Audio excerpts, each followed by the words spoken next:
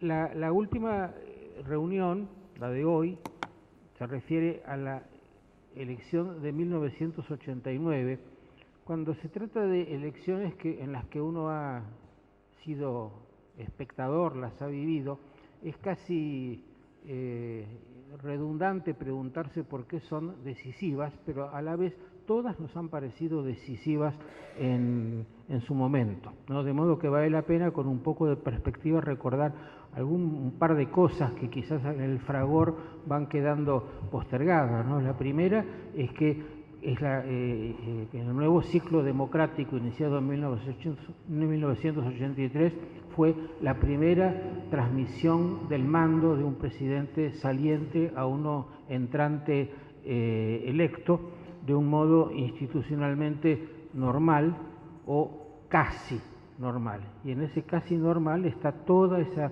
historia de 1989, ¿no? Y sobre todo el larguísimo periodo entre el mes de la elección, que creo que fue mayo, y el momento anunciado de entrega del poder el 10 de octubre, un periodo signado por la hiperinflación y por la indefinición acerca de cuáles eran las políticas del gobierno siguiente, que llevó finalmente al adelantamiento de la fecha de entrega del poder. Ahí reside el casi normal, que según las perspectivas de cada uno tiene una gran importancia o no tanta importancia. Yo diría que en esta enumeración no podemos dejar de mencionar un hecho que, visto en perspectiva, fue absolutamente excepcional, que es el proceso de elección del candidato justicialista a través de una elección de nivel nacional en que todos los afiliados iban y votaban. Yo no recuerdo que ni antes ni después haya ocurrido algo parecido. Claro, el Partido Socialista solía tener estas prácticas, pero eran tan poquitos los afiliados que se hacía por correo, no tenía la trascendencia que tuvo esa verdadera campaña electoral que llevó a la designación de Menem como candidato justicialista. Y el último punto, que seguramente va a ser objeto de comentario de los participantes, es las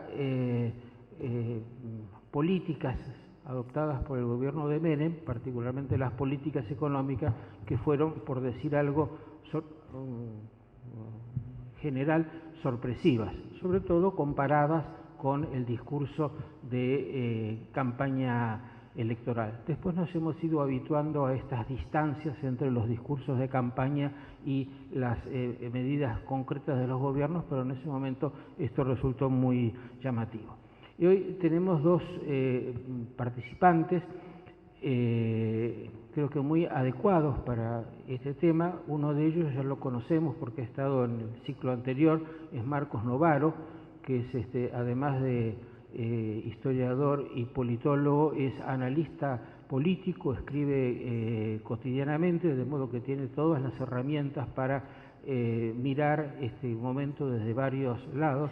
Y el otro es el doctor Carlos Corach, que en primer lugar ha sido un actor muy importante del gobierno de Carlos Menem, uno de los más destacados, y luego ha seguido su vida y se ha convertido en un analista también muy agudo, muy inteligente de lo que pasaba en la Argentina. Creo que es una buena dupla para cerrar este ciclo. Entonces ahora dejo esto en manos de Eduardo Lázari. Buenas tardes, un gusto estar aquí. Vamos a recordar la dinámica habitual que hacemos en estos encuentros. Cada uno de los expositores tiene 20 minutos para presentar sólidamente el tema y luego una suerte de contestación de 10 minutos de cada uno a las propuestas que el otro haya hecho. Luego ustedes van a poder levantar la mano y pedir que algunos de los chicos, Lourdes o Ignacio, lleven un papel. Lo que vamos a hacer es hacer preguntas por escrito, lo pueden hacer ya desde el momento que comencemos la charla, y luego vamos a ir presentando las preguntas en la medida en que se vayan consolidando ciertas temáticas a uno u otro de los expositores para que podamos dedicarle el tiempo necesario a cada una de esas preguntas. Así que directamente, bueno, vamos a pedirles por favor que los celulares sean colocados en silencio y por lo menos en vibrador para que no interrumpamos a quienes están hablando. Vamos a comenzar entonces. Arbitrariamente, si les parece bien, elegimos al doctor Carlos Corach para que comience, luego Marcos, así. Nosotros la única recomendación que le hacemos a los expositores es que nos gusta la pimienta, así que una vez hechas las exposiciones, lo que buscamos es que no se peleen, pero casi, ¿de acuerdo? Bien. Doctor. Muchas gracias. Quiero agradecer acá al Club del Progreso, del que además soy socio y amigo, y al doctor José Luis Romero, a la Universidad de San Andrés, y a todos los que han posibilitado esto, que es una práctica interesante. Y me siento muy bien y orgullosamente acompañado por Marcos Novaro, a quien conozco hace mucho tiempo. Perdón, a quien conozco... Discúlpeme, debería haber hecho esas indicaciones antes. Acá está. Si usted gira la cabeza, lo que diga se pierde. Correcto. Bueno, trataré de mantenerme derecho. Bueno, y decía de Marcos Novaro, quien conozco hace mucho y que es uno de los más respetados analistas políticos y politólogos que tenemos en la actualidad. Tengo acá mi celular, no por falta de educación, sino porque para ponerle el temporizador para ver cuántos minutos me faltan. Yo le aviso 5 minutos antes que... Bueno, como quiera. Vaya tranquilo. Perfecto. Entonces, en primer lugar, yo no soy analista político, no soy politólogo, soy abogado y soy político. Es decir, he sido político casi toda mi vida. Ingresé en un local político a los 15 años, tengo 84, así que tengo una larga vida política que comenzó en la Unión Cívica Radical y luego con el doctor Frondizi y finalmente en el justicialismo a partir de 1960. Hace poco leía una frase de un autor británico que se llama Samuel Butler, que yo no lo conocía, pero me impresionó la frase, por eso investigué quién era, y era autor de algunos libros importantes, sarcásticos y utópicos. Y la frase decía, ¿y por qué viene al caso? Dios no puede cambiar el pasado, los historiadores sí. Y esto me dio mucho que pensar, porque muchas veces uno lee historia y se da cuenta que los historiadores realmente muchas veces influyen más que Dios sobre el pasado. Y por esto yo voy a tratar de ceñirme lo más posible dentro de lo que los seres humanos podemos abstraernos de nuestros propios prejuicios y convicciones, para darles el panorama de lo que me pedía acá José Luis Romero, que es mi opinión sobre esta elección de 1989. 1989, desde el punto de vista de la Unión Cívica Radical, primero voy a analizar un poquito esto, porque si no tampoco se comprende. El doctor Raúl Alfonsín inició una tremenda restauración democrática. Digo tremenda porque fue realmente impresionante. Y su victoria en 1983 influyó muchísimo en el peronismo, no solo por la derrota, primera vez que en un comicio libre el justicialismo era derrotado, fue un shock, sino porque nos dimos cuenta, y así actuamos a posteriori, de que no percibimos la profundidad del análisis que Alfonsín había realizado sobre la sociedad, sobre los deseos de la sociedad argentina de aquel momento, que deseaba volver al Estado de Derecho como una prioridad fundamental. Entonces, cuando Alfonsín recitaba el preámbulo, en el peronismo muchos decíamos, ¿a qué viene? Nos dimos cuenta tarde a qué venía. Venía a que Alfonsín despertaba en el electorado, que no es el mismo de hoy, no es el mismo electorado. En aquel electorado de 1983 despertaba los recuerdos de la Constitución, del Estado de Derecho. ¿Por qué digo que no es el mismo electorado? Porque aquel electorado, en su inmensa mayoría, sabía de memoria el preámbulo. No había necesidad de hacer un estudio específico. Hoy no es así. Hoy no es así. Hoy se han incorporado, se habla de unos 15 millones de electores de menos de 30 años o menos, que muchos ni siquiera han tomado la lectura de la Constitución, no hablemos del preámbulo, porque en las escuelas no se enseña como antes. No digo si está bien o está mal, señalo un hecho objetivo. Y en el peronismo eso fue un gran revulsivo. ¿Por qué? En relación a la elección de 1989, que culmina un proceso que comienza mucho antes, 4 o 5 años antes.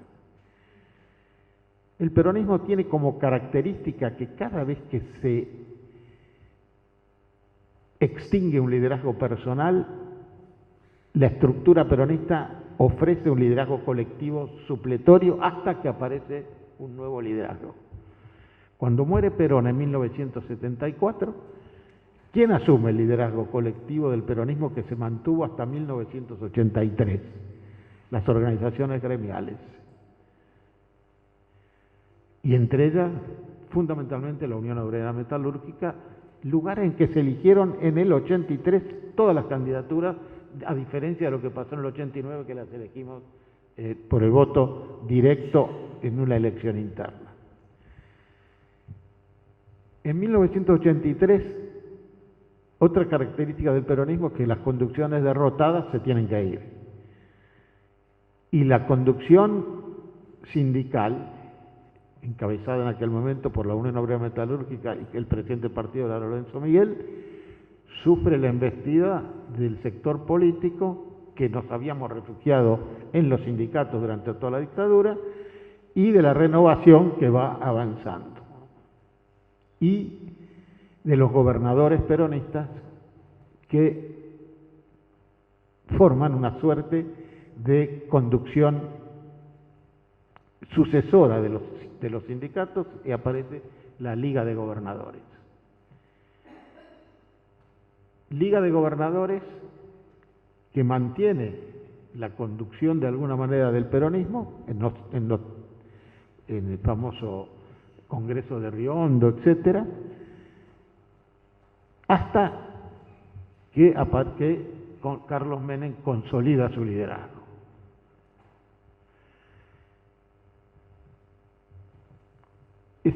el punto de toda la renovación peronista culmina en este episodio tan importante que señaló Romero, la elección interna, en que millones de personas votaron candidatos y salió elegido quien suponía que iba a perder, porque el favorito, digamos, era el doctor Cafiero, que además, y si fuera poco, era gobernador de la provincia de Buenos Aires.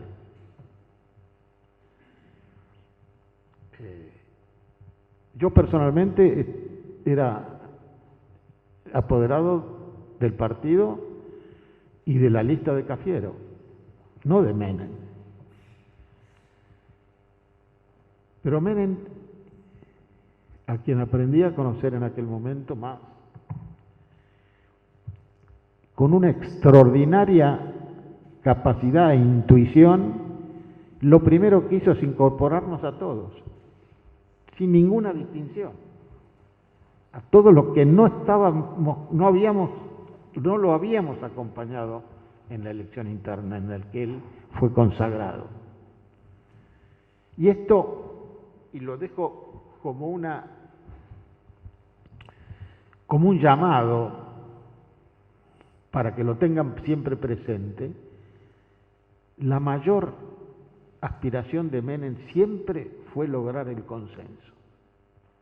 Él pensó que sin consenso no había posibilidad de gobernar, ni había posibilidad de generar una etapa diferente a las numerosas que vivimos. De ahí sale los indultos, de ahí sale el abrazo al almirante Rojas, de ahí sale toda la concepción, el indulto también a los jefes guerrilleros. Es decir, Menem trataba de consolidar una sociedad pacificada, que no es la que tenemos hoy, donde la grieta famosa, que es un calificativo sorprendente pero exacto, se cuela hasta en las propias familias. Cualquiera lo puede ver. En sus propias familias hoy hay grietas que uno trata de disimular en las comidas colectivas de los domingos o de los cumpleaños o festejos familiares. Cuando Menem llega al gobierno en un proceso electoral muy claro y transparente, es la primer victoria del justicialismo, del peronismo, desde 1974, que fue la última elección donde ganó Perón. Y habían pasado 15 años.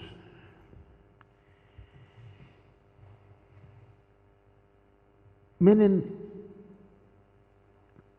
es un extraordinario receptor y con una enorme capacidad de entender a la gente y de entender a la sociedad.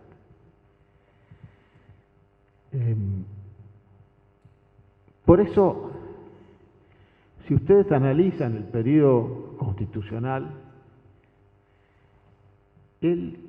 no había grieta en ese momento. Y el gran monumento del gobierno de Menem, a partir de 1989, ¿cuál fue? Que va a permanecer en el tiempo, la Constitución Nacional. Muchos creen, equivocadamente, que a Menem se le ocurrió reformar la Constitución Nacional cuando estaba terminando su mandato, o al promediar su mandato para asegurar su reelección. Y no es cierto. Yo les puedo mostrar a ustedes este facsímil del Clarín, que dice: convocaron a la reforma constitucional. ¿Sabe qué fecha tiene? Este es un acto en el Salón Blanco, donde se lanza la reforma constitucional. Yo en esa época era secretario de Asuntos Institucionales del Ministerio del Interior y tuve a mi cargo este acto y los discursos, etcétera. ¿Sabe de qué fecha es esto? Es de, perdón, el 29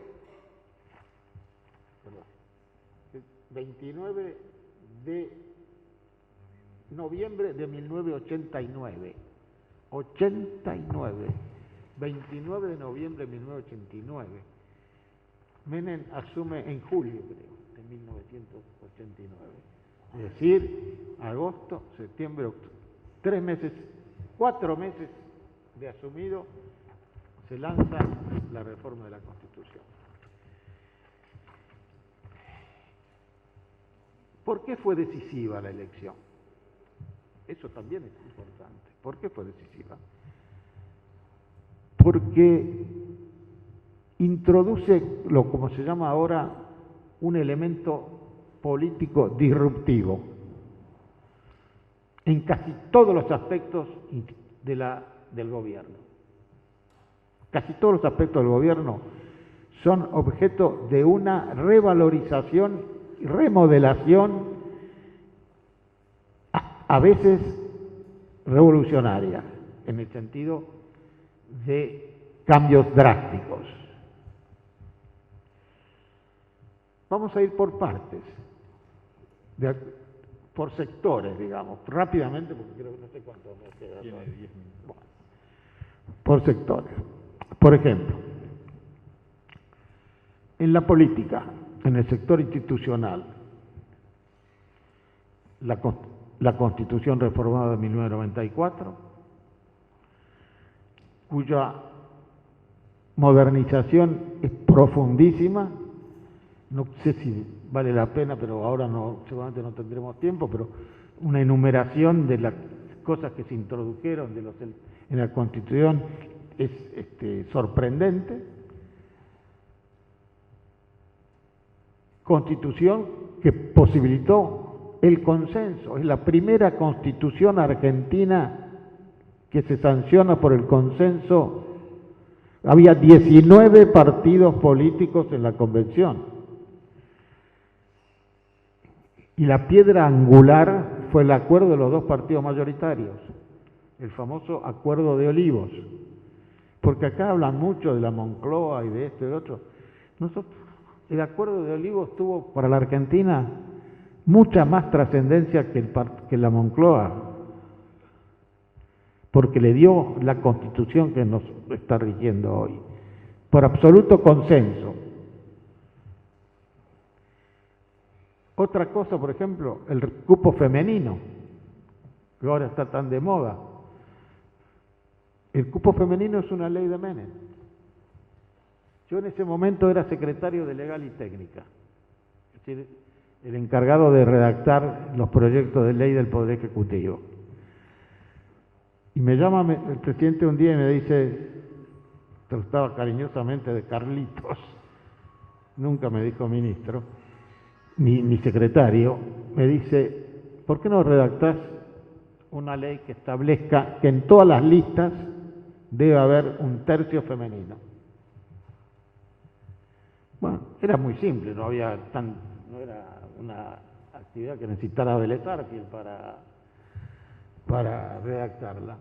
Bueno, al día siguiente voy con el papelito, digo, presidente, me parece que... Menem lo mira y me dice, no, tenés que reformarlo. ¿Por qué? Le digo, presidente. Porque como vos lo redactaste, las listas del tercio va a ir al final. Y no va a entrar ninguna. Me dice, vos tenés que poner que el tercio tiene que ser cada 3. Una mujer, 2 hombres. Una mujer, 2 hombres. O uno y otro. Porque si vos les dejás así, los muchachos, se refería al partido, las van a poner al final y no va a entrar ninguna. Y así salió como él quería, y así empezó la presencia masiva de la mujer en los cuerpos colegiados. Después, la famosa autocrítica de las Fuerzas Armadas. Eso lo inspiró Menem. Yo en ese momento ya era ministro del Interior. Menem me dio instrucciones y yo hice un almuerzo en el Ministerio del Interior con los 3 comandantes en jefe y el jefe de Estado Mayor del Ejército, donde les pedí en nombre de Menem que pensaran de qué manera podrían las Fuerzas Armadas hacer una autocrítica de lo que fue la dictadura militar en la materia de derechos humanos. Y así se hizo. Y otra cosa que muy poca gente le da crédito, Menem terminó con los golpes militares. Cuando Menem dicta el indulto,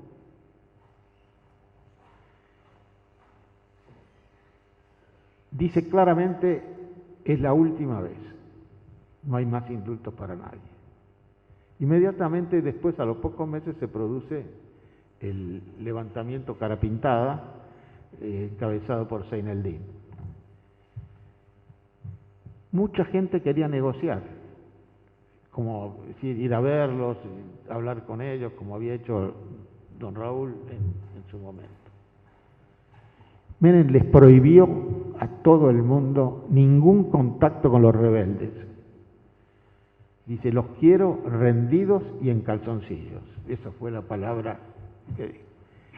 Y la única vez que en la Argentina los jefes rebeldes estuvieron más de 3, 4, hasta 5 años en la cárcel fue en ese momento, que con la conducción del general Balsa se reprimió y los jefes fueron a la cárcel. Y recién fue indultados en la época de Duhalde. Tuvo muchos años en la cárcel.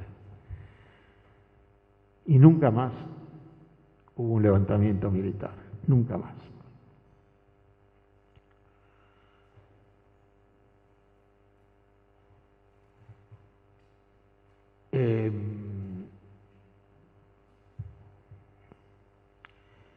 En relaciones exteriores, por ejemplo. Digo para resumir, porque si no... se practicó lo que un eminente estudioso de las relaciones internacionales, que es Carlos Escudé, llamaba el realismo periférico. Menem resolvió el retiro de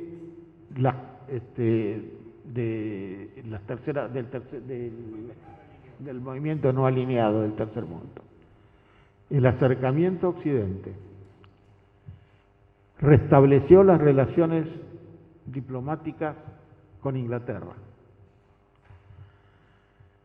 liquidó el conflicto con Chile. Todavía me recuerdo que se hizo una reproducción del abrazo del estrecho entre el general Roca, el presidente Roca y el presidente Errázuriz, y se hizo en un barco de guerra en aguas del sur. En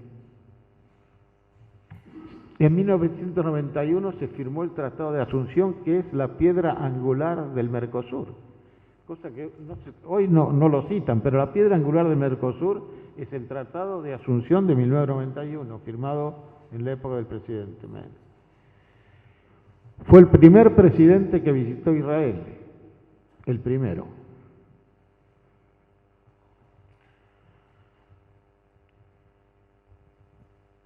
Luego tenemos, digamos, algunas pautas en la economía, fundamentales, obviamente.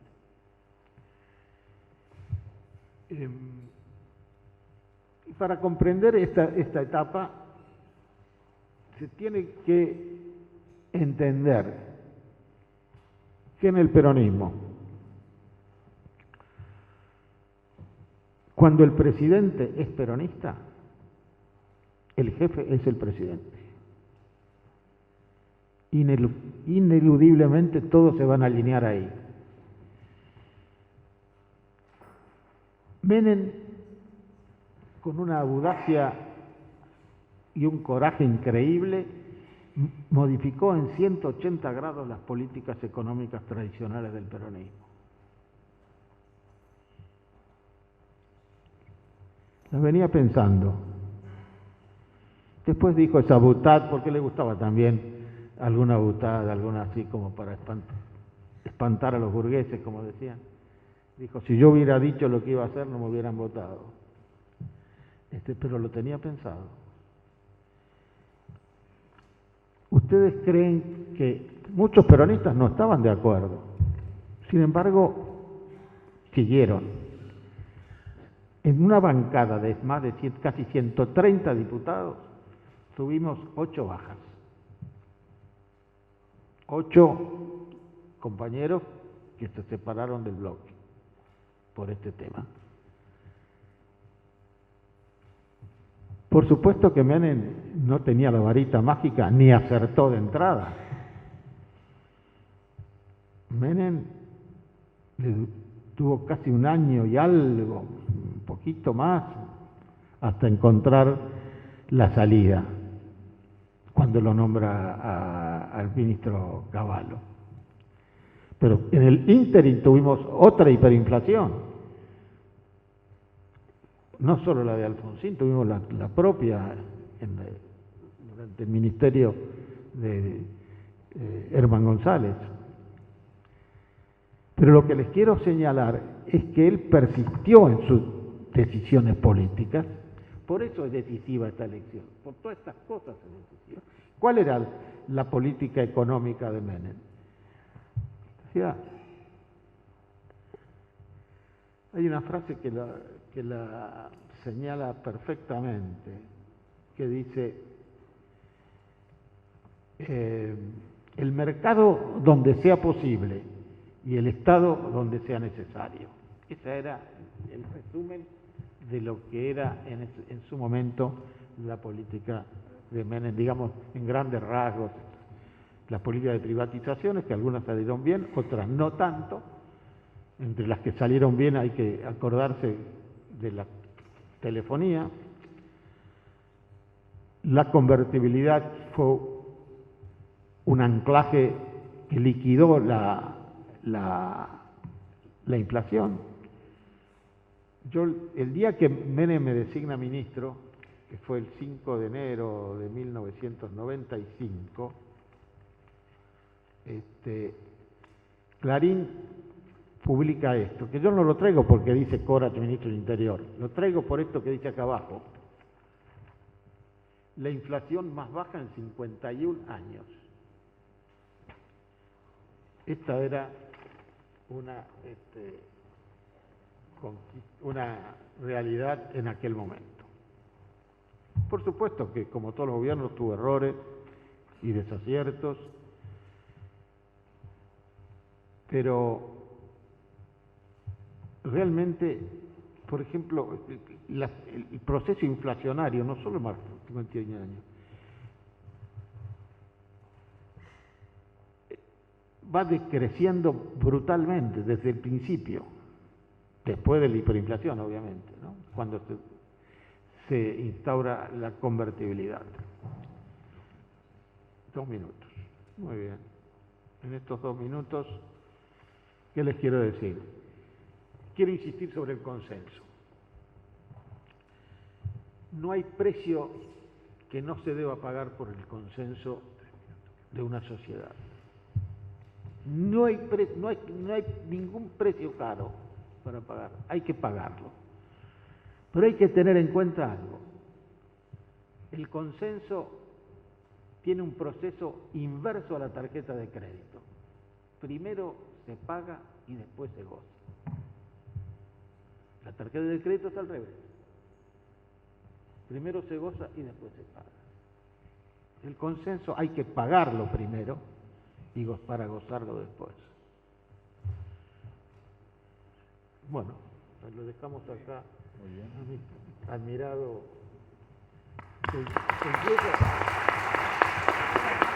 Gracias. Con Novaro.